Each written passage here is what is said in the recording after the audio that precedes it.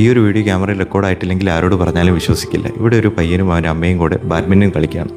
കളിക്കുന്നതിൻ്റെ ഇടയിൽ shuttle cock ആ മുകളിലുള്ള ഭാഗത്തേക്ക് പോകുന്നു. ആ അമ്മ അതെടുക്കാൻ വേണ്ടി ഒരു ലാഡർ എടുത്തുകൊണ്ട് വെച്ച് കയറുന്ന വഴിക്ക് ഈ ലാഡർ താഴെ പോകുന്നു. അവൻ്റെ അമ്മ അപകടത്തിലായി എന്നറിഞ്ഞ സമയം തന്നെ അവൻ ഓടിച്ചെന്ന് അവനെ കൊണ്ട് കഴിയുന്നത് പോലെ അവൻ ആ ലാഡർ ഉയർത്താൻ ശ്രമിക്കുന്നു. കഴിയുന്നില്ല. പിന്നെയും അവൻ ശ്രമിച്ച് അവൻ ആ ലാഡർ ഉയർത്തി അവൻ്റെ അമ്മയെ സേഫായി താഴെ ഇറക്കുന്നു.